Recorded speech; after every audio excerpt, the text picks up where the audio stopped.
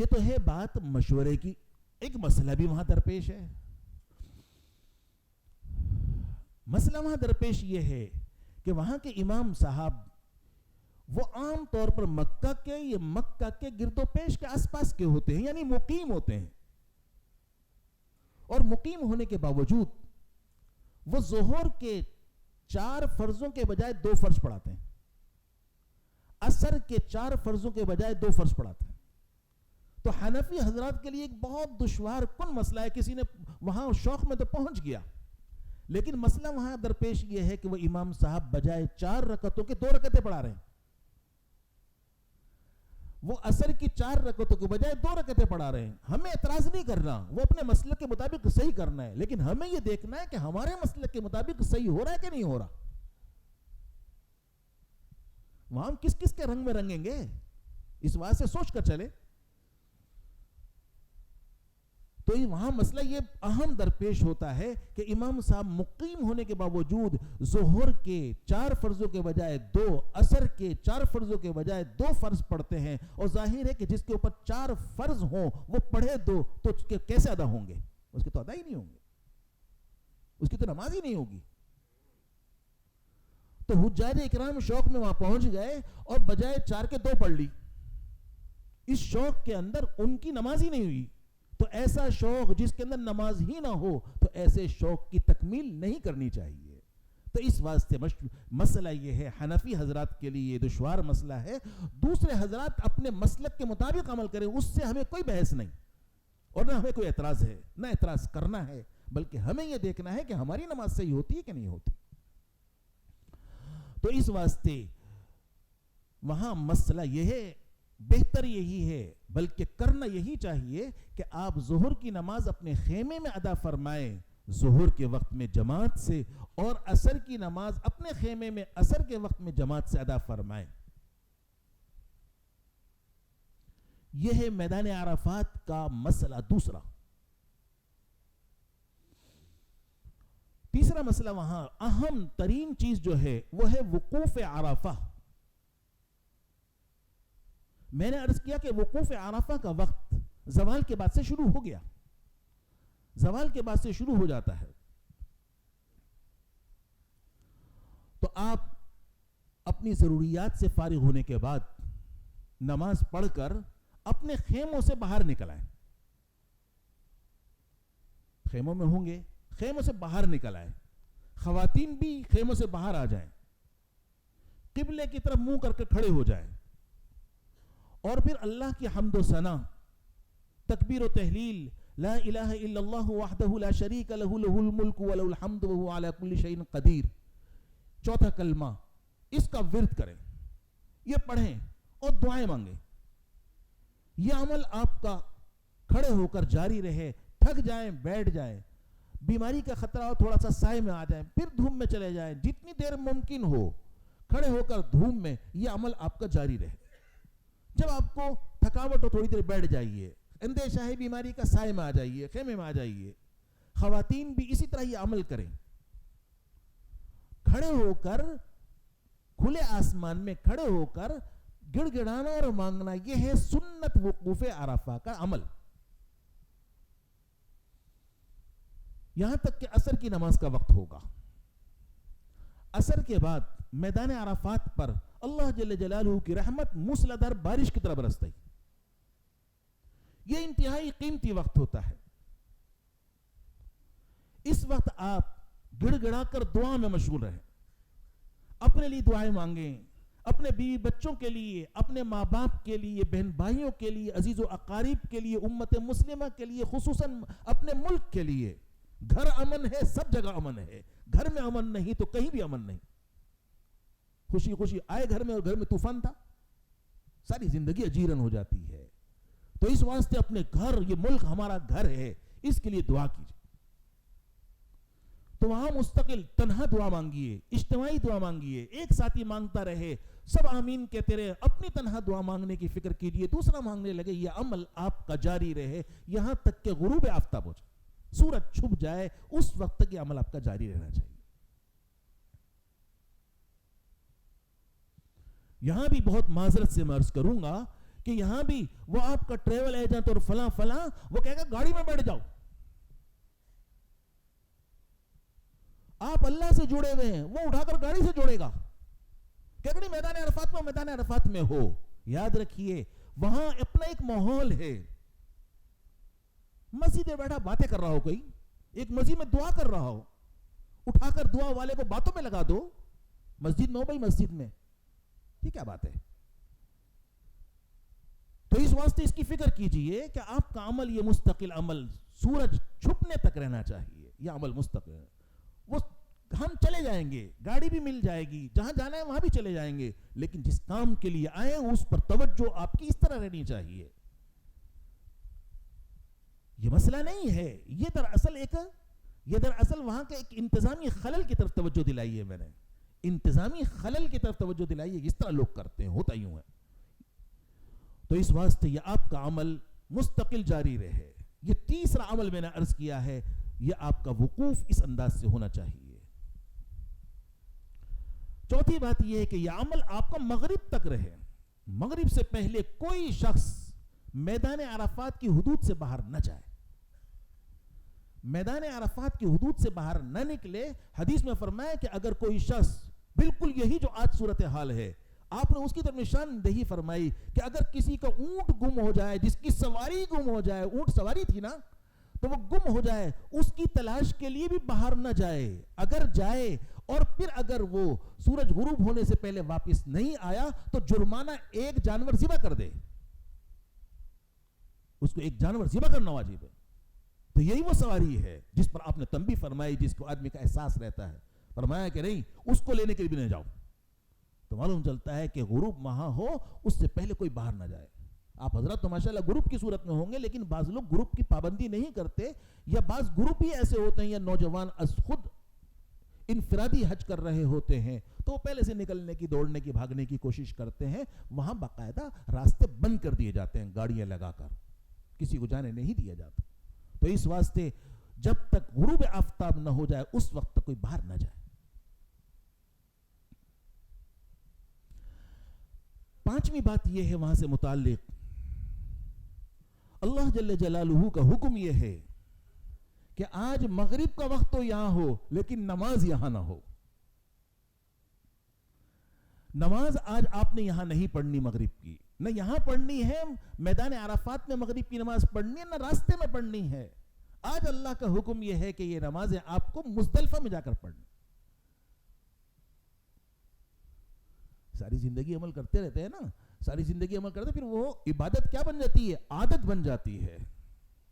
ساری عبادت عادت بن جاتی ہے. جب حج کے لیے جاتا ہے تو یہ چیک کیا جاتا ہے کہ یہ عادی ہے یا عبادت کرنے والا ہے. یہ چیکنگ چل رہی ہے کہ یہ عبادت کرنے والا ہے یا عادت پر ہے, یہ چیکنگ چل رہی ہے. تو اس واسطے وہاں حکم یہ کہ مغرب کی نماز نہیں پڑھنی وہاں. تو اس واسطے کوئی حاجی یہ تصور نہ کرے مغرب کا وقت ہو گیا چلو یہی نماز سے فارغ ہو جائیں, تو وہاں تو حکم اللہ چلے گا. تو اس واسطے آج حکم یہی ہے.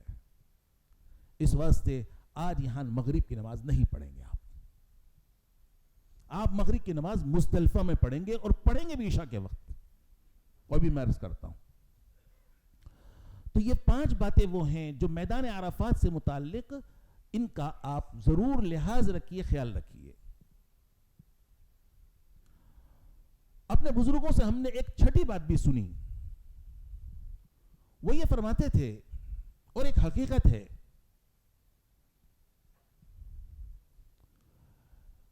کہ آپ تو انشاءاللہ گروپ کی صورت میں ہوں گے, سلیقے طریقے سے ہوں گے, لیکن بعض لوگ چونکہ گروپ کی پابندی نہیں کرتے, جلد باز ہوتے ہیں, سہولت پسند ہوتے ہیں, تو بعض لوگ وہ بعض چیزوں میں ان کے کمزوری رہ جاتی ہے.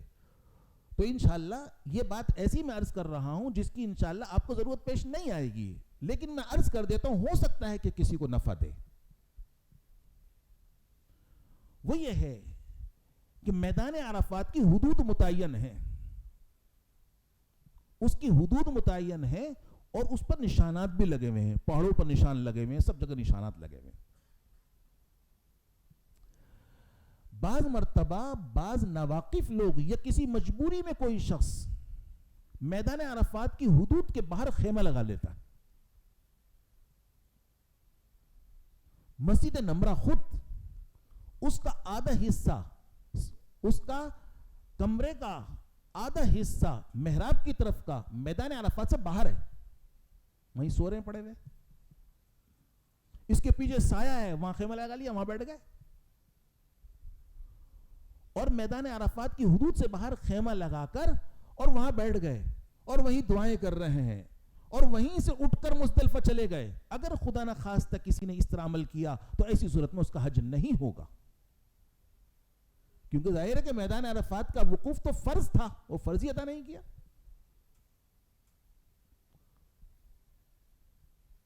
تو اس واسطے اس بات کا خیال رکھنے کی ضرورت ہے کہ ہمارا خیمہ ہے کہاں.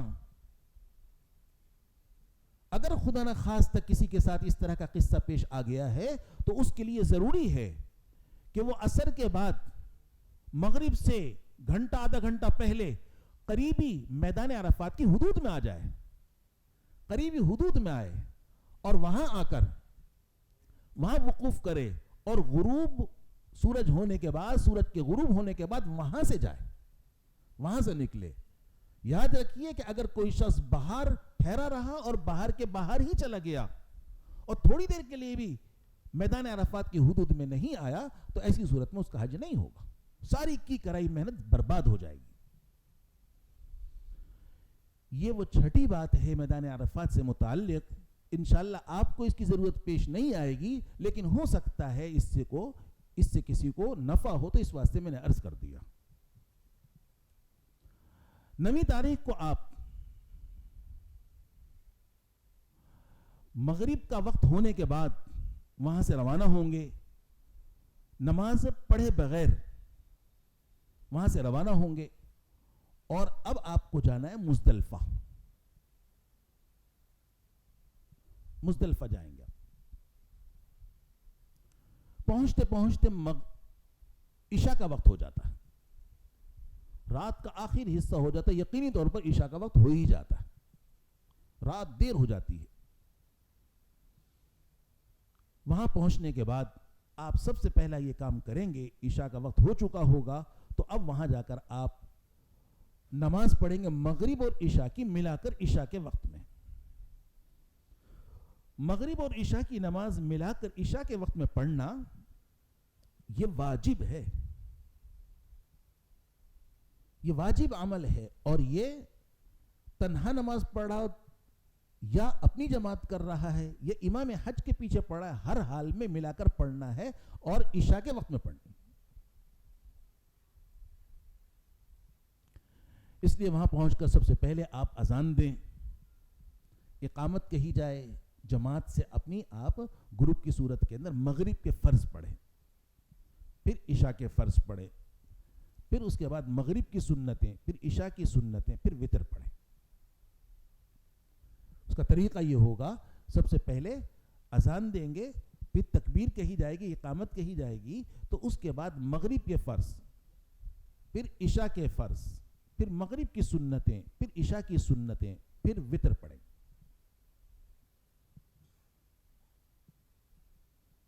تھکے ہوئے ہوں گے، ملا کر پڑھیں گے. وہیں اقامت نہیں ہوگی، اقامت ایک اذان ایک ہی اقامت ہوگی. اس کے بعد کچھ دیر آپ آرام کر لیجئے، دیر ہو گئی ہوگی کافی، کچھ دیر اپنی ضروریات سے فارغ ہو کر کچھ آرام کر لیجئے. لیکن یاد رکھیے کہ ساری رات سو کر نہ گزاریے. یہ رات بعض وجوہ سے، بعض اعتبار سے شب قدر سے بھی افضل رات ہے. تو اس واسطے یہ رات سونے کی رات نہیں، بلکہ یہ عبادت اور اللہ کے سامنے رونے کی رات ہے. تو آخری شب میں اٹھ جائیے، آخری شب میں اٹھ جائیے، تہجد پڑھیے، دعائیں مانگیے. جب فجر کا وقت ہو جائے اور یقین ہو جائے کہ فجر کا وقت ہو گیا ہے تو پھر اذان دے کر فجر کی نماز آپ پڑھیں گے. بعض مرتبہ یہاں بھی معلم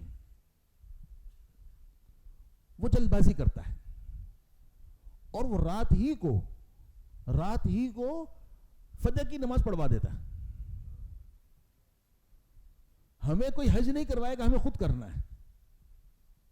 تو حاجی صاحب اس بات کے منتظر نہ رہیں کہ صاحب معلم آئے گا ہمارا ہاتھ پکڑ کر لے جائے گا, سب کی خود ہی فکر کرنی ہے.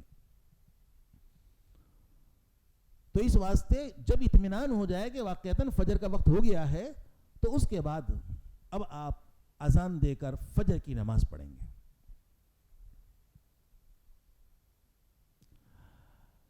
اگر موقع ہو تو آپ اس وقت غسل کر لیں.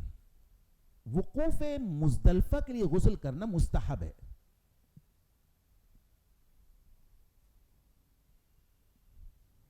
فجر کی نماز پڑھنے کے بعد بہت جلدی ہوگی, بھاگم بھاگ ہوگی, گاڑیاں جا رہی ہوں گی, لوگ نکل رہے ہوں گے, لیکن آپ کو ایک ضروری کام کرنا ہے, وہ ضرور کر کے جائیے, اس کو نہ چھوڑیے. وہ ہے وقوف مزدلفہ. وقوف مزدلفہ کا مسنون طریقہ یہ ہے کہ فجر پڑھنے کے بعد قبلے کی طرف منہ کر کے کھڑے ہو جائیں, اللہ کی حمد و ثنا, تکبیر و تہلیل, دعائیں مانگے. اور یہ دعا کا قبولیت کا انتہائی اہم وقت ہے. حضور اکرم صلی اللہ علیہ وسلم نے فرمایا کہ بعض دعائیں میں نے میدان عرفات میں اللہ کی بارگاہ میں پیش کی تو اس کی قبولیت کا کوئی وعدہ نہیں فرمایا گیا, جب وہی دعائیں میں نے مزدلفہ میں وقوف مزدلفہ کے وقت پیش کی تو فوراً قبول ہو گئی. تو اس واسطے یہ انتہائی قبولیت کا وقت ہے. آپ کو وہاں آدھا گھنٹہ ملے, 20 منٹ ملے, جو بھی وقت ملے, نماز کے بعد اس طرح آپ وقوف مزدلفہ کھڑے ہو کر کیجئے. لوگ کہتے تھے ٹھہرے ہوئے تو وقوف ہو گیا چلو, لیکن سنت طریقے سے کرنا حج مبرور کی علامت ہے نا.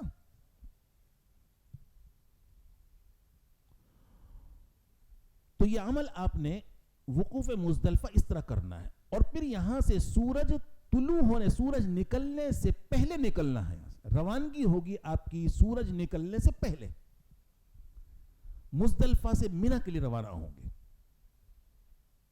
آج 10ویں تاریخ ہے, لیکن ایک کام اور آپ کو رات ہی کو کرنا ہے یہاں مزدلفہ میں. وہ یہ ہے کہ آپ اپنے ساتھ کنکریاں چن لیں, وہاں سے کنکریاں لے لیں, چنے کے دانے کے برابر یا کھجور کی گٹلی کے برابر اپنے ساتھ 70 کنکریاں لے لیں, جو آپ کو 10ویں 11ویں 12ویں اور 13ویں تاریخ کو جمرات شیطان کو مارنے کے لیے کام آئیں گی. تو اپنے ساتھ آپ 70 کنکریاں یہیں سے لے لیں. اس میں آسانی ہے تو اس واسطے 70 کنکریاں لے لیں. وہ پہاڑی ہیں, بہت پڑی ہوئی ہوتی ہیں کنکری, آپ چن لیجئے وہاں سے. اور یہ عمل صبح آپ کو موقع نہیں ملے گا, رات ہی کو یہ کام کر لیں.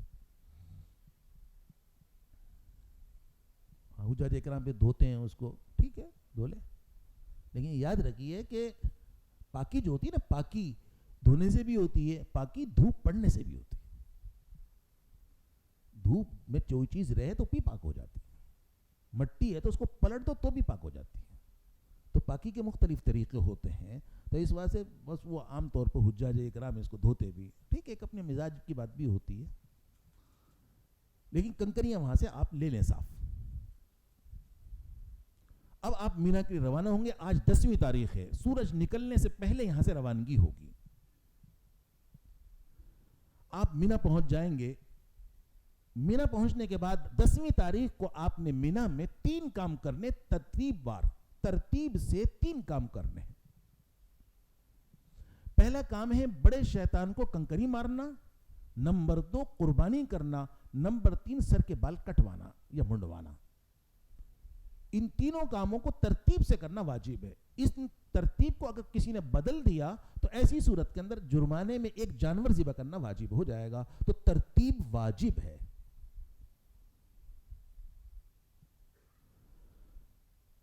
اب وہاں عام طور پر اپنے خیمے, چونکہ 8 تاریخ کو بھی یہاں آئے تھے, اب 10 تاریخ کو جب پہنچتے ہیں تو اپنے خیموں میں چلے جاتے ہیں. خیموں میں آپ چلے جائیں گے. وہاں سے اب آپ جمرات کو کنکری مارنے کے لیے، جس کو عوامی زبان میں شیطان کہا جاتا ہے، تو وہاں آج 10ویں تاریخ کو صرف بڑے شیطان کو کنکری مارنی ہے. تو اس لیے آپ اپنے ساتھ 7 کنکریاں لے لیں. ان 70 میں سے 7 کنکریاں لے لیں، 1-2 اضافی لے لیں. حجاج اکرام کے لیے حج میں سب سے دشوار کام کنکری مارنا سمجھا جاتا ہے، لیکن الحمدللہ اب اس میں بہت سہولت ہو گئی ہے، اور کئی اس کو راستے بھی بنا دیے ہیں، کئی منزلیں بھی بنا دی ہیں. تو اس واسطے ہجوم تو ہوتا ہے لیکن کوئی خطرے اور اندیشی کی بات نہیں ہوتی،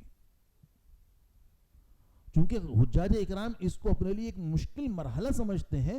تو اس واسطے عام طور پر کمزور لوگ اور بڑی عمر کے حضرات وہ جوانوں سے کنکری لگوا دیتے ہیں، اور خواتین اپنے مردوں سے کنکری لگوا دیتی ہیں. یاد رکھیے، خود کنکری نہیں ماری اور دوسرے سے کنکری لگوائی، خود نہ مارنے کی وجہ سے ایک دم دینا واجب ہو جائے گا. یہ واجب عمل ہے، اس کو چھوڑنے کی وجہ سے ایک جانور ذبح کرنا واجب ہوگا. تو اس لیے مرد، جوان مرد جو ہیں وہ کنکری 10ویں تاریخ کو سورج طلوع ہونے کے بعد زوال تک افضل وقت ہے، زوال سے لے کر غروب تک جائز وقت ہے، مغرب کے بعد سے لے کر ان کے لیے مکروہ وقت ہے. تو اس واسطے ان کو چاہیے کہ دن میں کنکری ماریں. کمزور ہیں، خواتین ہیں، رچ زیادہ ہے تو رات کو کنکری ماریں، ان کے لیے رات کو ضعیف اور خواتین کے لیے رات کو مارنا بلا کراہت جائز ہے، اور صبح صادق سے پہلے مارنا ضروری ہے. تو اس لیے اب آپ آ جائیے جمرات میں. یہاں آ کر جو بڑا شیطان ہے اس کے پاس اس طرح کھڑے ہو جائیے 6-7 ہاتھ کے فاصلے پر. پہلے تو ایک پتلا سا وہاں پلر سا ہوتا تھا، اب تو ایک بہت بڑی دیوار بنا دی ہے، بڑا حلقہ ہے اس کا. آپ 6-7 ہاتھ کے فاصلے پر کھڑے ہو جائیے اور اپنے سیدھے ہاتھ کی شہادت کی انگلی اور انگوٹھے کے درمیان کنکری پکڑ کر اس طرح بسم اللہ اللہ اکبر وللہ الحمد رغمن للشیطان ورزن للرحمن کہہ کر کنکری ماریں. کنکری کو اس طرح پکڑیں گے، تکبیر کہتے ہوئے کنکری ماریں. بسم اللہ اللہ اکبر وللہ الحمد رغمن للشیطان ورزن للرحمن. بڑے نام والے اللہ، بڑے اللہ کا بڑا نام، اس سے میں مارتا ہوں. تمام تعریفیں اسی کے لیے، شیطان کو ذلیل کرنے کے لیے، اللہ کو راضی کرنے کے لیے، شیطان کو ذلیل کرنے کے لیے. رضا الرحمن، یہ اللہ کو راضی کرنا. رغمن للشیطان، شیطان کو ذلیل کرنا. یہ تکبیر سکھائی گئی ہے. تو اس واسطے کنکری کو اس طرح پکڑا، آپ نے تکبیر کہتے ہوئے کنکری ماری، اور اس حلقے میں گرنی چاہیے کنکری. وہ اس کے ارد گرد ایک منڈیر سی بنی دیوار بنی ہوئی ہے، کنکری آپ کی اس میں گرے، اور ہر کنکری پر آپ تکبیر کہہ کر کنکری مارے.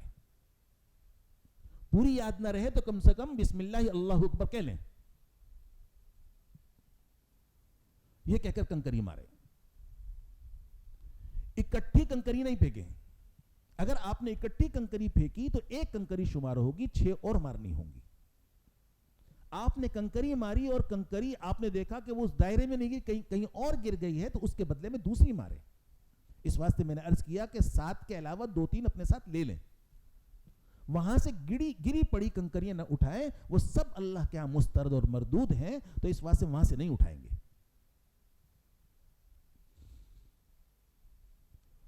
کوئی بڑے پتھر، جوتے، فضول کلمہ زبان سے نہ نکالیں. جذبات میں ایسی کوئی بات نہ کریں، چونکہ ایک بہت بڑا کہتے ہیں کہ کنکری مارنے سے گناہ کبیرہ معاف ہوتا ہے اور جہنم سے آزادی کا پروانہ ملتا ہے. فضیلت اس کی بیان فرمائے. تو اس واسطے کوئی معمولی کام نہیں ہے. تو اس واسطے کنکری ماریں اور تکبیر کہہ کر ماریں. 7 آپ کنکریاں ماریں گے. 7 کنکریاں مارنے کے بعد اب آپ کو دوسرا کام کرنا ہے، قربانی. قربانی کے سلسلے میں آج کل وہاں بہت بے اعتدالی ہے، اور وہ یہ ہے کہ عام طور پر وہ ٹوکن کے ذریعے سے بینک کی معرفت قربانی کروا لیتے ہیں۔ یاد رکھیے کہ یہ کمپنی، بینک، ٹوکن کے ذریعے سے جو قربانی ہوتی ہے یہ قابل بھروسہ، قابل اعتماد قربانی نہیں ہے۔ حجاج اکرام سہولت کے خاطر اس کے اندر ترغیب بھی چل رہی ہوتی ہے، بہت کچھ ہو رہا ہوتا ہے، لیکن یاد رکھیے قابل بھروسہ نہیں ہے وہ۔ وجہ اس کی یہ ہے، سب سے بڑی بات یہ ہے کہ حضور اکرم صلی اللہ علیہ وسلم نے اپنے دست مبارک سے خود قربانی فرمائی، تو قربانی کا مسنون طریقہ یہ ہے کہ اپنے ہاتھ سے کرے، کم سے کم اپنے سامنے کروائے۔ حضور اکرم صلی اللہ علیہ وسلم نے 63 اونٹ اپنے دست مبارک سے نہر فرمائے ہیں، اور ہم ایک دمبے اور بکرے کے لیے کمپنی اور بینک کا سہارا لے رہے ہیں، تو یہ غیرت ایمانی کے بھی خلاف ہے۔ دوسری وجہ یہ ہے کہ جو عام طور پر قربانی کے لیے وقت دیا جاتا ہے اس وقت میں قربانی نہیں ہوتی۔ آپ کا وقت دیا کہ صاحب آپ کی 1 بجے ہو جائے گی قربانی، آپ نے یہ سوچ کر کہ صاحب چلو 1 بجے کے بجائے 2-3 بج گئے، 3 بجے اپنے بال کٹوا لیتے ہیں، یہ سوچ کر قربانی ہو گئی ہوگی۔ بعد میں پتہ چلا کہ قربانی آج نہیں کل ہوگی۔ ان کے ہاں ترتیب کا لحاظ نہیں رکھا جاتا۔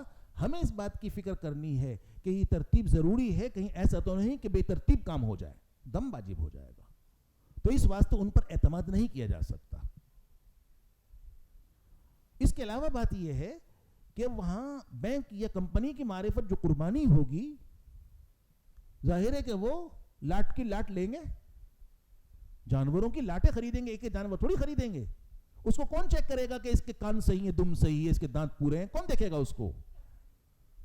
اور نہیں معلوم کہ ہماری طرف سے جو قربانی کی جا رہی ہے اس کے اندر شرط قربانی پائی جا رہی ہے یا نہیں پائی جا رہی۔ ہو سکتا ہے کہ جو ہماری طرف سے قربانی ہو اس کے اندر شرط قربانی نہ پائی گئی ہو، تو اس واسطے کیسے اعتماد کیا جا سکتا ہے؟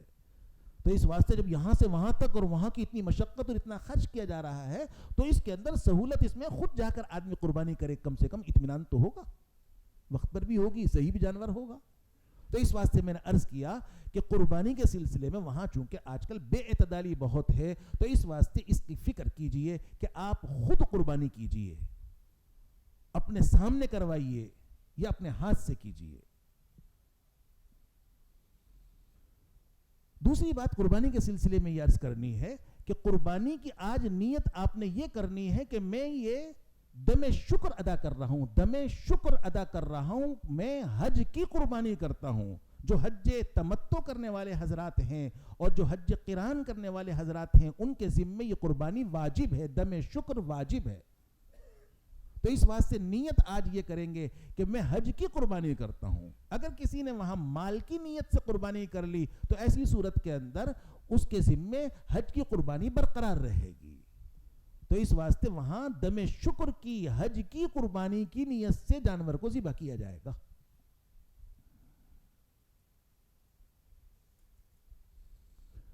یہ ہے میدان، یہ مینا کے اندر دوسرا کام 10ویں تاریخ کو آپ نے کرنا ہے، اور یہ ہے قربانی۔ اس کے بعد تیسرا کام آپ نے کرنا ہے، سر کے بال منڈوانے یا کٹوانے ہیں۔ میں نے عرض کیا تھا کہ مردوں کے لیے بہتر اور افضل یہ ہے کہ سر کے بال منڈوا لیں، اور اگر کسی کے لمبے بال ہیں سنت کے مطابق اس نے رکھے ہوئے ہیں، اسی طرح خواتین ہیں ان کے لیے متعین ہے کہ وہ سر کے بال کٹوائیں گی۔ اور مسئلہ میں نے عرض کر دیا تھا کہ سر کے چوتھائی حصے میں سے ایک ایک پورے کے برابر اس نشان سے تھوڑا سا بڑھا کر کاٹنا یہ واجب ہے، اور پورے سر کے بالوں میں سے ایک ایک پورے کے برابر کاٹنا یہ سنت اور مسنون عمل ہے، مسنون عمل ہے۔ تو اس واسطے آپ پورے سر کے بالوں میں سے ایک ایک پورے کے برابر بال کاٹیں۔ عام طور پر خواتین وہ بالوں میں سے ایک لٹ پکڑ کر جو کٹوا لیتی ہیں، اور اگر اس میں چوتھائی کے سر کے بالوں میں سے بال نہیں آئے تو ایسی صورت میں یہ واجب ادا نہیں ہوگا، اور ایسی صورت میں دم دینا واجب ہو جائے گا، ایک جانور ذبح کرنا واجب ہو جائے گا۔ اس لیے پورے سر کے بالوں کو کھول کر آگے یا پیچھے لٹکا لیں، اور پھر اس کے چھوٹے بڑے تمام بالوں میں سے ایک ایک پورے کے برابر اس نشان سے تھوڑا سا بڑھا کر کاٹے تو اس سے یہ واجب ادا ہو جائے گا. جب یہ تیسرا کام کر لیا تو اس کے بعد وہ احرام جو بندھا تھا, جو پابندیاں لگی تھیں, وہ سب پابندیاں ختم ہو گئیں, سوائے ایک پابندی کے اب نہا دھو کر آپ سلے ہوئے کپڑے پہن لیں.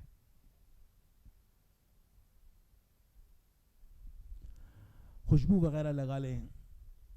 بس ایک پابندی ابھی برقرار ہے, وہ ہے میاں بیوی ایک دوسرے کے لیے جو حرام تھے وہ ابھی حرمت برقرار ہے. تو کسی قسم کی کوئی شہوت کی بات, شہوت کا عمل کرنا جائز نہیں ہوگا. 10ویں تاریخ کا یہ کام کرنے کے بعد اب آپ آ جائیے مکہ مکرمہ, مینا سے مکہ آ جائیے. یہاں آ کر آپ نے طواف زیارت کرنا ہے, جو حج کا دوسرا سب سے بڑا فرض ہے. یہاں آ جائیے. یہاں آ کر آپ اسی طرح مکہ مکرمہ میں بیت اللہ مسجد حرام میں آ جائیے اور بیت اللہ کے سامنے اس گوشے اور کونے کی طرف آ جائیے جس کے اندر حجر اسود لگا ہوا ہے. نماز کا وقت ہے, جماعت سے نماز ادا کر لیں. نماز پڑھ کر آئے ہیں, نماز کا وقت نہیں ہے تو آپ بالکل آ جائیے بیت اللہ کے اس گوشے اور کونے کی طرف جس کے اندر حجر اسود لگا ہوا ہے. یہاں آ کر جیسے آپ نے عمرے کا طواف کیا تھا اسی طرح یہاں آ کر کھڑے ہو جائیے. حجر اسود والے کونے کی سیدھ کو میں نے عرض کیا تھا کہ پہلے وہاں کسی زمانے میں کتھئی رنگ کی پٹی ہوتی تھی, آج کل وہاں سفید فرش ہے. تو اس واسطے اس طرح کھڑے ہوں کہ وہ کونا اور بالکل اسی سیدھ میں ایک ہری لائٹ لگی ہوئی ہے, اس کے درمیان آپ آئیں گے تو سیدھ ہو جائے گی. وہ سامنے ہے اور پیچھے لائٹ ہے, بالکل بیچ میں آ جائے.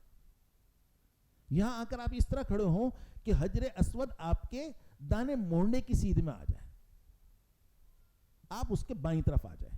یہاں آ کر آپ نیت کریں, اور نیت آج آپ نے یہ کرنی ہے کہ میں طواف فرض کے 7 چکر لگاتا ہوں. طواف فرض کے 7 چکر لگاتا ہوں, یا یوں کہیے کہ طواف زیارت کے 7 چکر لگاتا ہوں. نیت آج آپ نے یہ کرنی ہے. اور میں نے یہ بھی عرض کیا تھا کہ طواف کے لیے نیت کرنا ضروری ہے. اگر کسی شخص نے نیت نہیں کی اور بیت اللہ کے ارد گرد وہ چکر لگاتا رہا تو ایسی صورت میں اس کا طواف نہیں ہوگا.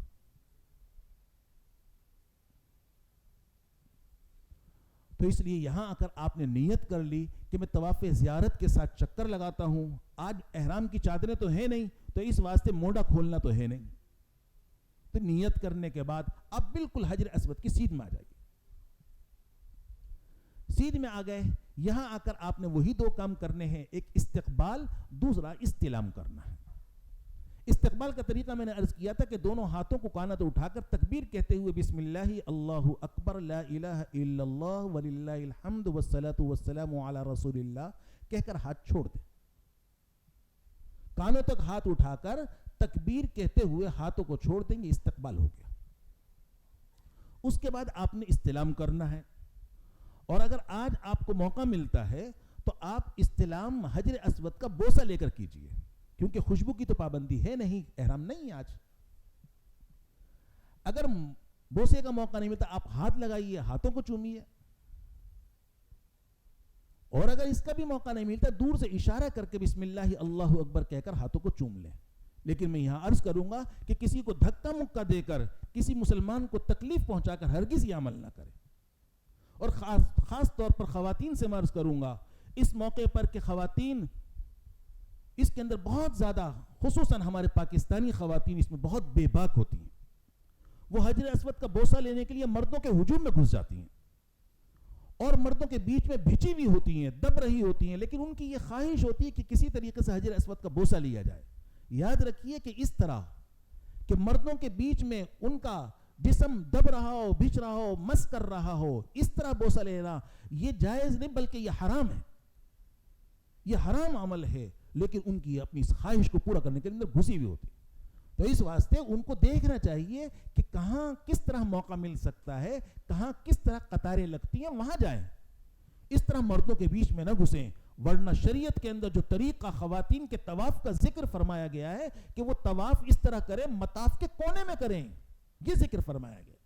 مردوں کے بیچ میں نہ چلیں, وہ طواف کے بالکل پیچھے آخری حصے کے اندر مرد بیچ میں شروع میں ہو، بالکل بعد میں وہ ہوں. یہ طواف کا طریقہ ذکر فرمایا گیا ہے.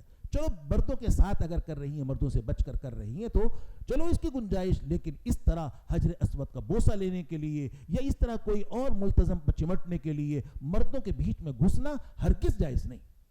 انتہائی یہ اپنے عمل کو برباد کرنا ہے. اس واسطے اپنی حرمت کا بھی خیال رکھیے، شریعت کی حرمت کا بھی پاس رکھیے اور اپنے ملک کا بھی خیال کیجیے. اس میں بہت زیادہ احتیاط کی ضرورت ہے.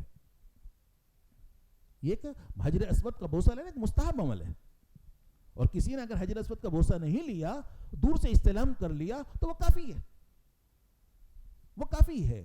اور وہی کہتے ہیں کہ قیامت کے دن حجر اسود کے اندر جس نے استلام کیا ہوگا اس کی وہاں تقدیر لکھی ہوئی ہوگی، وہ گواہی دے گا.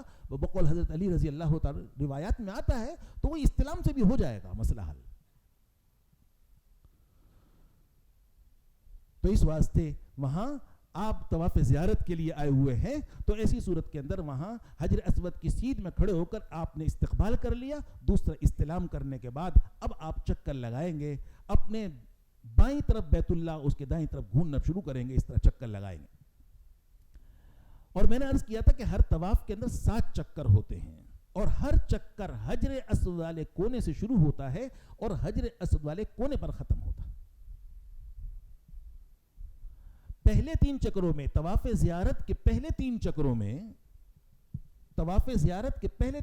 میں مرد رمل کریں گے، پہلوانوں کی طرح ذرا اکڑ کر، ایڑی اٹھا کر، مونڈے ہلاتے ہوئے سینہ نکال کر چلیں گے. رش بے پناہ ہوتا ہے، تو اس واسطے یہ صورت بنا لیں، بس کسی کو تکلیف نہ پہنچے. اور بقیہ 4 چکر اطمینان سے کریں گے. خواتین 7 چکر اطمینان سے کریں گے. جب حجر اسود والے کونے کے پاس سے گزرے تو چلتے چلتے استلام کرے، بسم اللہ اللہ اکبر کہہ کر ہاتھوں کو چوم لے. موقع ملتا ہے ہاتھ لگا کر ہاتھوں کو چوم لے. اس سے پہلے رکن یمانی ہے. اگر آج آپ کو موقع ملتا ہے رکن یمانی کے استلام کا، تو چلتے چلتے دونوں ہاتھ لگائیں. یوں جا رہے ہیں آپ، یوں لگا لیں ہاتھ، یا صرف دایاں ہاتھ بایاں ہاتھ نہیں لگائیں گے، دور سے اشارہ نہیں کریں گے، اس کو نہیں چومیں گے، اس کی طرف اشارہ کر کر ہاتھوں کو نہیں چومیں گے. یہ سب بدعت ہے، اس سے منع کیا گیا، یہ وہ ہے. تو اس واسطے وہاں تو صرف دونوں ہاتھ لگانے ہیں، یا ایک ہاتھ دایاں لگانا ہے، بایاں بھی نہیں لگانا، دور سے بھی اشارہ نہیں کرنا، اس کو چومنا بھی نہیں ہے، اور ہاتھوں سے اشارہ کر کر بھی نہیں چومنا ہے. اس کو بدعات لکھا ہے، تو اس واسطے یہ عمل نہیں کریں گے. اگر موقع مل جائے، یہاں بھی عرض کروں گا کسی مسلمان کو دھکا مکہ دے کر ہرگز یہ عمل نہ کریں. موقع ملتا ہے تو آپ اس کا استلام کیجئے، اور اگر موقع نہیں ملتا تو وہاں سے آپ ربنا آتینا فی الدنیا حسنہ یہ دعا پڑھتے ہوئے گزر جائیے. طواف کے دوران میں نے عرض کیا تھا، کتابوں ہاتھ میں لے کر دعائیں نہ پڑھیں، جو آپ کو دعائیں یاد ہیں اس سے اللہ سے مانگتے رہیں. اردو میں بھی دعا مانگ سکتے ہیں، لیکن چونکہ پسندیدہ عربی زبان ہے تو افضل اور بہتر یہ ہوگا کہ عربی کی دعاؤں سے دعائیں مانگی جائے، اور وہ دعائیں جس کا مفہوم مطلب صحیح سمجھتے ہوں اس سے مانگا جائے، پتہ تو چلے ہم کیا مانگ رہے ہیں. 7واں چکر جب آپ کا مکمل ہو جائے تو پھر 8ویں مرتبہ اب استلام کریں گے. یہ استلام آپ نے کر لیا تو یہ آپ کا طواف زیارت مکمل ہو گیا. اس کے بعد آپ وہی 3 ضمنی کام کریں گے جو ہر طواف کے بعد آپ کو کرنے ہیں. سب سے پہلا کام ہے ملتزم پر دعا. میں نے عرض کیا تھا کہ ملتزم نام ہے بیت اللہ کے دروازے اور حجر اسود والے درمیانی دیوار کا نام، اس کا نام ملتزم ہے. اگر آج آپ کو موقع ملتا ہے تو آپ ملتزم پر دعا چمٹ کر کیجئے. اس طرح ہاتھ پھیلا کر، سینہ لگا کر، گڑ گڑا کر وہ دعا کی قبولیت کا اہم ترین مقام ہے. یہاں بھی میں عرض کروں گا کسی مسلمان کو دھکا مکہ دے کر، وہاں کا آسان سا گر یہ کہ آپ لائن میں لگ جائیں، بس کھڑے ہو جاؤ. کتنی دیر مانگے گا؟ ہمارے یہاں دعا مانگنا تو فٹافٹ ہی ہوتی ہے نا، 1 سیکنڈ لگاتا ہے، دعا کرا نکلا، دعا کرا. وہ 10 20 50 کے بعد بھی نمبر 3 منٹ میں آ جاتا ہے، آ ہی جاتا ہے وہ نمبر. اس کو مانگنا یہ ہے کہ جاب نہیں ہے، جاب مل جائے، گاڑی نہیں ہے، گاڑی مل جائے، چلو آگے ہو گئی دعا. تو اس واسطے وہاں دھکا نہیں، وہاں باقاعدہ چمٹ کر اس طرح آپ کھڑے ہوں گے, آپ کا نمبر آ جائے گا. بس وہاں کھڑا ہونا, نمبر آنا ہے, دھکا نہیں دیں. دھکا دیں گے تو آپ باہر جائیں گے, آپ کا نمبر ہی نہیں آئے گا, گناہ الگ سے ہوگا. تو اس واسطے وہاں چمٹ کر دعا, ہاتھ سینہ چمٹائیں, اس سے سینہ لگائیں, ہاتھ پھیلائیں, پھر مانگیں. وہ دعا کی قبولیت کا اہم ترین مقام. لیکن اگر موقع نہ ملے تو اس کے قرب و جوار میں, قریب میں کہیں جگہ مل جائے, اس کی سیٹ میں دعا مانگ لیں. یہ پہلا کام ہے. دوسرا کام ہے مقام ابراہیم پر 2 رکعتیں پڑھیں گے. اور اس کا طریقہ بھی میں نے عرض کیا تھا کہ وہ حضرت ابراہیم علیہ السلام کا نقش پا جو قریب میں ہی شوکیس کے اندر نصب ہے, لگا ہوا ہے, تو اس کے قریب میں اس طرح کھڑے ہوں کہ آپ کا منہ بیت اللہ کی طرف ہونا چاہیے, بیت اللہ کی طرف منہ ہونا چاہیے. وہاں اس کا خاص خیال رکھیں. وہاں اللہ کے نبی نے ورنہ کہا تھا صفیں سیدھی کرو, سیدھی کرو, ورنہ دل ٹیڑے ہو جائیں گے. وہاں پہنچے تو کہا گول کر دو, ورنہ سیدھی کرو ورنہ دل ٹیڑے ہوں گے. وہاں کہا گول کر دو. معلوم چلتا ہے کہ وہاں بیت اللہ کی عظمت یہ ہے کہ وہاں گول کر دو, اس کی طرح منہ کر لو. تو اس واسطے بالکل گول صفیں بنی ہوئی ہوتی ہیں, چاروں طرف سے بنی ہوئی ہوتی ہیں. تو اس واسطے اس کا خیال رکھیے. وہاں یہ اس واسطے مرض کرو, وہاں اس طرح کی چیزیں دیکھنے کو بہت ملتی ہیں کہ یہ پتہ نہیں کیا ہو رہا ہے. تو آپ وہاں مقام ابراہیم پر 2 رکعت طواف کا 2 گانا, 2 رکعت تحیت الطواف پڑھتا ہوں کہہ کر نیت کریں گے. پہلی رکعت کے اندر قل یا ایھا الکافرون, دوسرے کے اندر قل اللہ شریف پڑھیں. دوسری صورتیں بھی پڑھ سکتے ہیں. اس کے بعد اب آپ تیسرا کام ہے زمزم پی لیں. تو اس کے اندر اس کو معمولی نہ لیں, پیاس نہیں ہے چھوڑو, نہیں, وہاں زمزم پینا ہے, خوب پینا ہے. یہ مومن کی علامت ہے. مومن کا پیٹ اس کو قبول کرتا ہے. منافق تو اچھو آ جاتا ہے, اس کو فوراً اچھو پیا نہیں جاتا. مومن اگر پیے گا خوب ڈٹ کر پیے گا. کھڑے ہو کر شروع میں آخر میں دعا کیجئے ماء زمزم لما شرب, کہ یہ ایسا کہ دعا جس دعا کے ساتھ مانگ پیے گا وہ دعا قبول ہوتی ہے. تو اس واسطے وہاں آپ دعا کیجئے اور اس کو پیئے, اس کو سمجھیں کہ یہ بات اہم ہے. یہ 3 کام کرنے کے بعد اب یہ آپ کے اوپر جو بیوی حرام تھی اب وہ بیوی بھی حلال ہو گئی. وہ پابندیاں جو تھی وہ ختم ہو. گویا کہ احرام کی پابندیاں جو 8 ذی الحجہ کو احرام باندھ کر لگی تھی سب ختم. اس کے بعد آپ نے سعی کرنی ہے. آپ حج کر رہے ہیں, حج تمتع. تو حج تمتع کرنے والا طواف زیارت کے بعد حج کی سعی کرتا ہے. تو یہ وہ موقع ہے کہ حج کی سعی طواف زیارت کے بعد کر رہا ہے, جبکہ قران کرنے والا طواف زیارت کے بعد نہیں کرتا بلکہ طواف قدوم کے بعد حج کی سعی کرتا ہے, جو میں نے عرض کیا تھا. تو آج 10ویں تاریخ کو آپ طواف زیارت کرنے کے بعد اب سعی کے لیے آ جائیے. جب سعی کے لیے جانے لگیں تو اب ایک مرتبہ اور حجر اسود کا استلام کر لیجیے. یہ 9واں استلام ہوگا. ان الصفا والمروۃ من شعائر اللہ پڑھتے ہوئے جائیے. کچھ نہ کچھ آیتیں یاد کر لیں تو پڑھتے ہوئے جائیے. وہاں صفا مروہ آمنے سامنے 2 پہاڑیاں ہیں.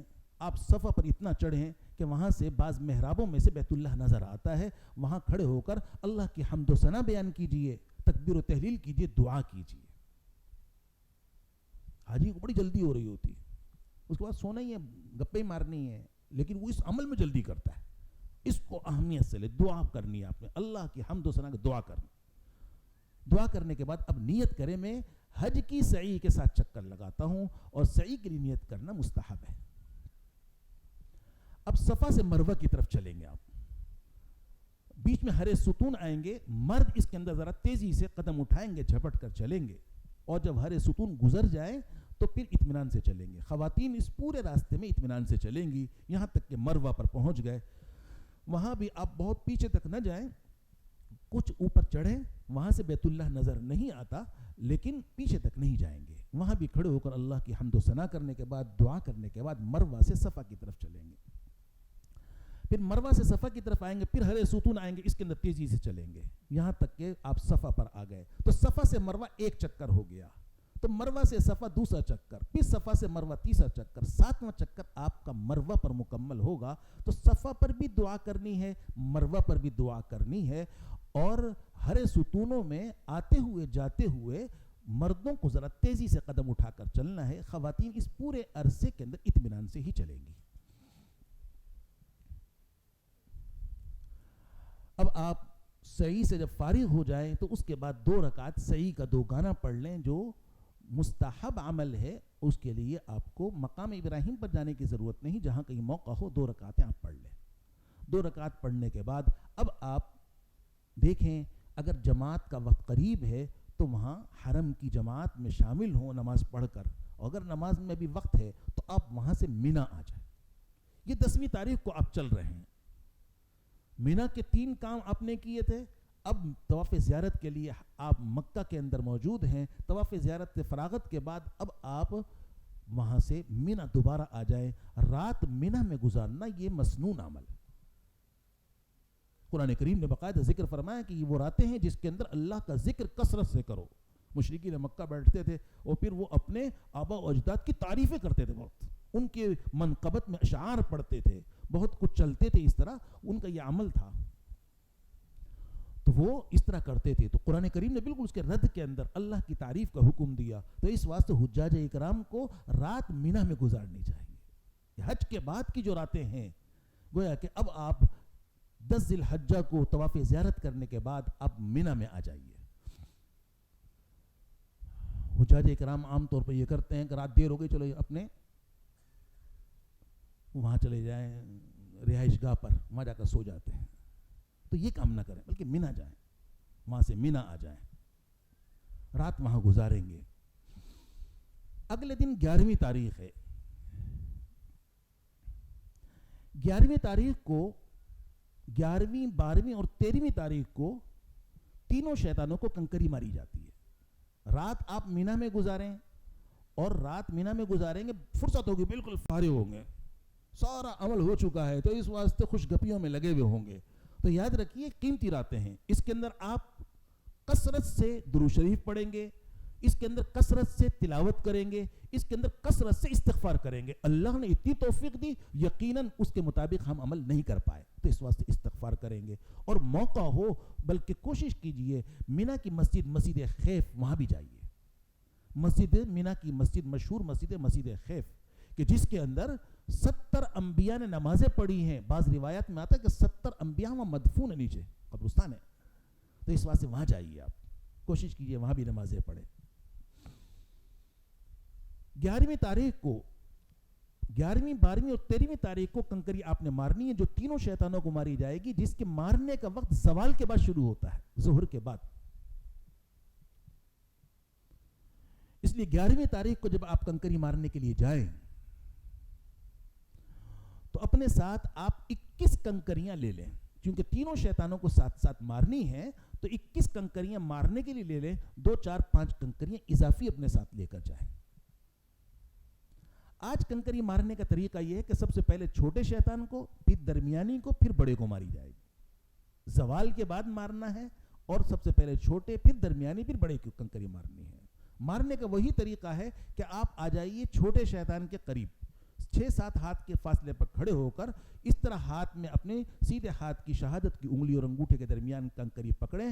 بسم اللہ اللہ اکبر وللہ الحمد رغما للشیطان ورزا للرحمن کے کر کنکری پھینکیں. اس طرح پھینکیں کہ اس حلقے دائرے میں گرے کنکری. ایک ایک کر کنکری ماریں اور ہر کنکری پر تکبیر کہیں.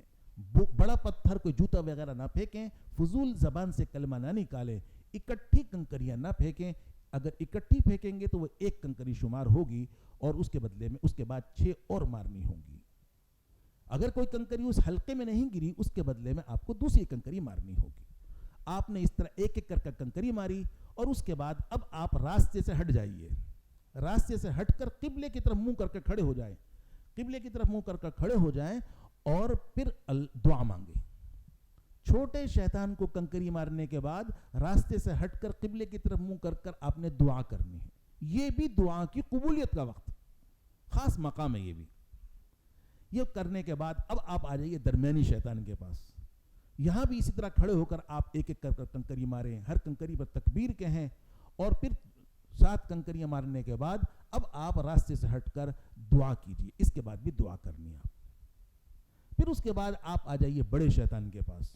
یہاں آ کر بھی آپ ایک ایک کر کنکری ماریں، ہر کنکری پر تکبیر کہیں، لیکن 7 کنکریاں مارنے کے بعد یہاں دعا نہیں کرنی. اب نکلتے ہوئے اپنے خیموں میں آ جائیے. میں نے عرض کیا کہ حجاج اکرام بڑے فارغ ہوتے ہیں ان دنوں، وہ جدہ چلے جاتے ہیں، تو چلو گھومنے چلتے ہیں جدہ، کیونکہ اب کیا کریں گے، کنکری مار لی تو اب کل دوپہر کو مارنی، اب کیا کریں. تو اس واسطے اپنا ایک پروگرام لے کر جائیں کہ بھئی مینا میں ہر رات میں ایک قرآن ختم کرنا ہے، 1,00,000 مرتبہ کلمہ پڑھنا ہے، 1,00,000 مرتبہ استغفار کرنے، پھر بچ جائے پھر دیکھ لیجئے گا. اپنا کوئی پروگرام لے کر جائیں. وہ معلوم چلا کہ فارغ ہے. تو اس واسطے وہاں رات وہاں آپ نے گزارنی ہے. اور یہاں پھر میں عرض کروں گا اللہ کی حمد و ثنا اور دعا کے اندر مشغول ہوں، کیونکہ وہاں یہ سارا دیکھا ہوا منظر ہے. اگلے دن 12ویں تاریخ ہے. 12ویں تاریخ کو جو کنکری ماری جاتی ہے وہ بھی زوال کے بعد ماری جائے گی، ایسے ہی جیسے کہ 11ویں کو ماری تھی. وہی مارنے کا طریقہ ہے. اپنے ساتھ آپ 21 کنکریاں مارنے کے لیے 2-4 اضافی کنکریاں لے کر آ جائیے، اور وہاں آ کر سب سے پہلے چھوٹے شیطان کو ایک ایک کر کنکری ماریں، ہر کنکری پر تکبیر کہیں، اس کے بعد آپ دعا کریں. پھر درمیانی شیطان کو کنکری مارے اور پھر ایک ایک ماریں، ہر ایک پر تکبیر کہیں، اس کے بعد 7 کنکریوں کے بعد دعا کیجیے. پھر بڑے شیطان کو کنکری مارے ایک ایک کر ہر کنکری پر تکبیر کہیں، لیکن اس کے بعد دعا نہیں کرنی. اب آپ 12ویں تاریخ کو کنکری مار کر آپ کو اختیار ہے، قرآن کریم نے دونوں کو برابر طریقے سے ذکر فرمایا، اگرچہ حدیث کے اندر 13ویں تاریخ کی کنکری مارنے کو افضل قرار دیا ہے. تو آپ معمول یہی ہے کہ وہاں 12ویں تاریخ کو کنکری مار کر وہاں سے نکل جاتے ہیں. تو مغرب سے پہلے کنکری مار کر وہاں سے مکہ کے لیے روانہ ہو جاتے ہیں.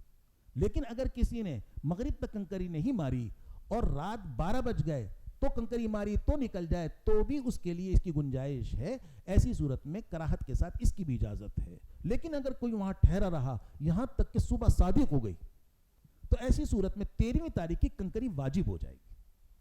صبح صادق سے پہلے مار کر اگر کوئی نکلتا ہے تو کراہت کے ساتھ اس کی گنجائش ہے. لیکن اگر صبح صادق ہو گئی تو پھر 13ویں تاریخ کی کنکری مارنا واجب ہوگی. اور 13ویں تاریخ کی کنکری مارنے کا مستحب اور مسنون طریقہ یہی ہے کہ زوال کے بعد ماری جائے، اگرچہ زوال سے پہلے مارنے کی گنجائش کراہت کے ساتھ ہے، اس کی بھی اجازت. لیکن آج کل بہرحال وہاں معمول یہی بن گیا ہے کہ 12ویں تاریخ کو سورج غروب ہونے سے پہلے ہی کنکری مار کر وہاں سے نکل جاتے ہیں اور مکہ آ جاتے ہیں. یہ مینا کی 12ویں تاریخ کا کام مکمل ہو گیا. اب آپ مکہ مکرمہ آ جائیے. جب تک آپ کا مکہ میں قیام رہے تو آپ کثرت سے نفلی طواف کیجئے اور نفلی عمرے کیجئے.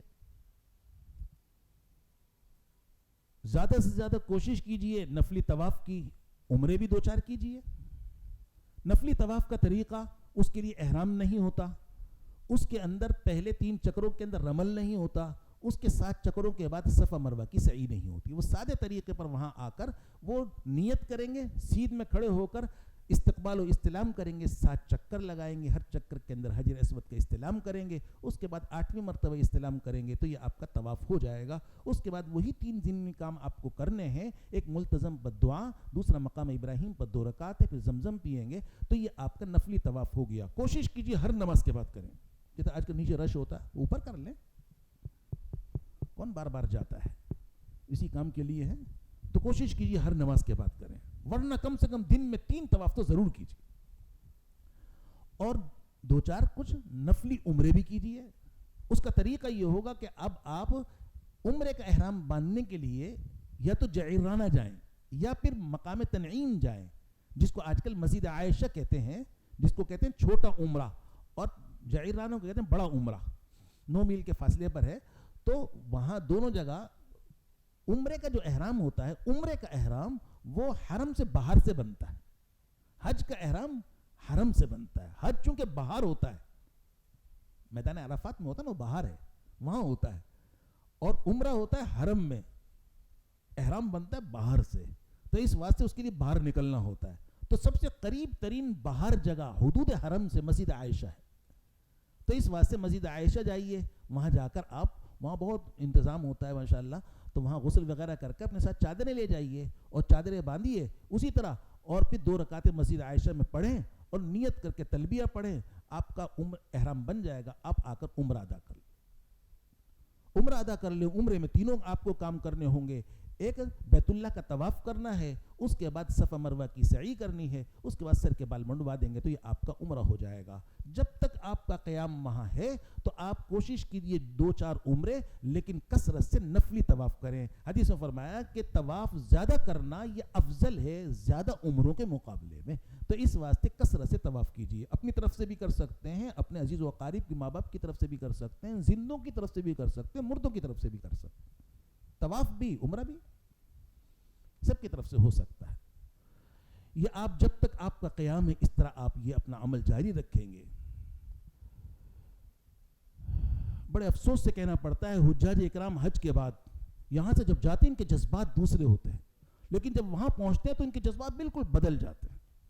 صورتحال ایسی ہو جاتی ہے کہ وہاں مسجد حرام مسجد نبوی سے اذان کی آوازیں آتی ہیں اور حجاج اکرام وہ بازاروں کے اندر وہ شاپنگ کرتے پھر رہے ہوتے ہیں.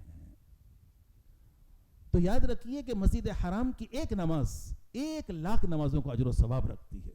مسجد نبوی کی ایک نماز 50,000 نمازوں کا ثواب رکھتی ہے. تو اس واسطے آپ اپنے وقت کو قیمتی بنائیے اور نماز کا اہتمام خوب اچھی طرح مسجد حرام کے اندر فرمائیے. اور خاص کر آج کل یہ موبائلوں کا جو سلسلہ ہے, تصویروں کا ہمارے یہاں بھی یہ سلسلہ چل رہا ہے, میں نے اس پر اعتراض بھی کیا اور منع بھی کیا ہے کہ یہ غلط ہے اور 100% غلط ہے کہ یہ تصویریں جو موبائلوں پر بنائی جاتی ہیں اور خاص طور پر وہاں جا کر, بڑی افسوسناک بات ہے, بڑی افسوسناک. ہم عمل کے لیے جا رہے ہیں تو عمل کی فکر کیجئے, اپنے عمل کو اللہ کے ریکارڈ میں رکھوائیے. آپ کا ریکارڈ میں ہونا آپ کے عمل کو ختم کرتا ہے, اللہ کے ریکارڈ میں ہونا عمل کو محفوظ بناتا ہے. عمل کر کے اس کو بھول جائیے, یہ علامت قبولیت ہوتی ہے. عمل کر کے بتانا عمل کو برباد کرنا ہوتا ہے. تو اس واسطے خاص طور پر وہاں بہت ہی زیادہ بے حرمتی ہو رہی ہوتی ہے. یہ تصویر ہے اور تصویر ہی ہے. تو اس واسطے اس سے بچیے, اس سے مکمل بچیے, اس کا اہتمام کیجئے کہ وہاں گناہ کرنا, گناہ کا جیسے نیکی کا اجر بڑھتا ہے اسی طرح گناہ کا وبال بھی بڑھتا ہے. تو بہرحال جب تک آپ کا وہاں قیام رہے پورے آداب سے وہاں رہیے. جس دن آپ کی واپسی ہے, اب آپ اگر حج سے پہلے مدینہ طیبہ جا چکے ہیں تو وطن واپس ہوں گے, لیکن اگر آپ حج سے پہلے مدینہ طیبہ نہیں گئے ہیں تو حج کے بعد اب مدینہ طیبہ کے لیے جائیں گے. جب آپ مکہ چھوڑنا ہے جس دن آپ کو, تو اس دن آپ ایک طواف کریں گے. اس طواف کو طواف وداع کہا جاتا ہے اور یہ طواف واجب ہے. یہ طواف واجب ہے. اس طواف کو جس دن آپ کی واپسی ہے اس دن آپ کو اس کو کرنا ہے, لیکن اس کے کرنے کا طریقہ بالکل سادہ ہے, سادہ طریقہ ہے. یعنی اس کے اندر احرام نہیں ہوتا, اس کے پہلے 3 چکروں میں رمل نہیں ہوتا, اس کے بعد صفا مروہ کی سعی نہیں ہوتی. بس آپ آ جائیے جس دن آپ کی روانگی ہے, واپسی ہے, اس دن آپ آ جائیے حرم میں اور وہاں آ کر حجر اسود والے کونے کے سامنے وہاں کھڑے ہو جائیے. وہاں کھڑے ہو کر آپ اسی طرح سب سے پہلے نیت کیجئے کہ میں طواف وداع کے 7 چکر لگاتا ہوں. نیت کر کے پھر آپ بالکل سیدھ میں آ جائیے, استقبال کیجئے, تکبیر کہتے ہوئے ہاتھ چھوڑ دیجئے, پھر استلام کیجئے. استلام کرنے کے بعد اب طواف شروع کیجئے. 7 چکر آپ لگائیں گے, ہر چکر کے اندر حجر اسود کا استلام کریں گے. اس سے پہلے رکن یمانی کا اگر استلام کا موقع ملے رکن یمانی کا بھی استلام کریں گے. یہ عمل کرنے کے بعد آپ کا 7واں چکر جب مکمل ہو جائے تو 8ویں مرتبہ استلام کریں گے. اس کے بعد وہی 3 ضمنی کام آپ نے کرنے ہیں. ملتزم پر دعا کرنی ہے, مقام ابراہیم پر 2 رکعتیں پڑھنی ہیں, اور اسی طرح پھر آپ نے زمزم پینا ہے. اور اس کے بعد بیت اللہ پر آخری نگاہ ڈالیں اور اس حسرت کے ساتھ کہ اللہ اس حاضری کو آخری حاضری نہ بنا, بار بار یہاں کی حاضری کی توفیق عطا فرما. اس حسرت اور امنگوں کے ساتھ, اس دعا کے ساتھ آپ روانہ ہو جائیے. آپ کا حج مکمل ہو گیا. اللہ تعالیٰ آسان فرمائے, قبول فرمائے. لیکن ایک بات آخر میں عرض کر دوں کہ طواف وداع اگر کوئی خاتون ان ایام کے اندر معذور ہو گئی ہے یا کوئی خدا نہ خواستہ شخص بیمار ہو گیا ہے اور ایسا بیمار ہو گیا ہے کہ اس کے لیے کھڑے ہو کر نماز پڑھنا مشکل ہے, تو ایسی صورت کے اندر طواف وداع ساقط ہو جاتا ہے. لیکن طواف زیارت کسی حال میں ساقط نہیں ہوتا. طواف زیارت کرنا یہ خواتین کے لیے, مردوں کے لیے, سب کے لیے ضروری ہے. اگر کوئی شخص طواف زیارت چھوڑ کر آئے گا, جب تک طواف زیارت نہیں کرے گا, اس وقت تک میاں بیوی ایک دوسرے کے لیے حرام رہیں گے. اگر وہ صحبت کرے گا تو ایک جانور واجب ہو جائے گا اس پر, ہر صحبت پر ایک جانور بھی دینا واجب ہوگا. تو اس واسطے اس وقت تک یہ حرام رہیں گے. تو اگر خدا نہ خواستہ ایسی صورت کوئی پیش آ جائے کہ جس کے اندر طواف زیارت کرنا خاتون کے لیے مشکل ہو گیا ہے، معذوری کی کیفیت ہو گئی ہے اور اس کے واپسی کے دن ہے، تو ایسی صورت میں وہ اپنی سیٹ کو کینسل کروائے اور بعد کی تاریخ لے، طواف زیارت چھوڑ کر ہرگز نہ آئے۔ طواف زیارت کرنا ضروری ہے، اگر کسی نے چھوڑ دیا تو ایسی صورت کے اندر جب تک واپس جا کر وہ طواف زیارت نہیں کر لے گی، اس وقت تک میاں بیوی ایک دوسرے کے لیے حرام رہیں گے اور تاخیر کی وجہ سے ایک جرمانہ بھی ادا کرنا ہوگا۔ لیکن طواف وداع اگر معذوری کی کیفیت ہو تو ایسی صورت کے اندر معاف ہو جاتا ہے۔ اللہ پاک آسان فرمائے، قبول فرمائے۔ وآخر دعوانا الحمدللہ رب العالمین۔ اللہم صلی علی سیدنا مولانا محمد وبارک وسلم علیہ۔ ربنا ظلمنا انفسنا وان لم تغفر لنا وترحمنا لنكونن من الخاسرين۔ ربنا آتنا في الدنيا حسنة وفي الآخرة حسنة وقنا عذاب النار۔ اللهم إنا نسألك رضاك والجنة ونعوذ بك من سخطك والنار۔ اللهم إنك عفو کریم تحب العفو فاعف عنا۔ یا ارحم الراحمین، ہمارے تمام گناہوں کو معاف فرما یا اللہ۔ ہمارے والدین، متعلقین، دوست احباب کی کامل مغفرت فرما یا اللہ۔ پوری امت کی مغفرت فرما، پوری امت کے حال پر رحم فرما یا ارحم الراحمین۔ حج کے لیے جا رہے یا اللہ، اس سفر کو آسان بنا یا اللہ۔ حج مبرور کی سعادت سے مالا مال فرما یا اللہ۔ پورے آداب سے وہاں کی حاضری کی توفیق عطا فرما یا اللہ۔ ہر مرحلے پر ہماری مدد فرما، دستگیری فرما، رہنمائی فرما، حفاظت فرما یا اللہ۔ قبولیت والا یہ سفر بنا یا اللہ۔ بار بار وہاں کی حاضری کی توفیق عطا فرما یا ارحم الراحمین۔ پیچھے ہمارے بیوی بچوں کی حفاظت فرما، مال و جائیداد کی حفاظت فرما، عزت آبرو کی حفاظت فرما یا ارحم الراحمین۔ جو لوگ نہیں جا رہے یا اللہ، ان کے لیے بھی وہاں حاضری کو مقدر فرما، اسباب پیدا فرما۔ ربنا تقبل منا انك انت السميع العليم وتب علينا انك انت التواب الرحيم۔ وصلى الله تعالى على خير خلقه محمد وآله وصحبه اجمعين آمين برحمته۔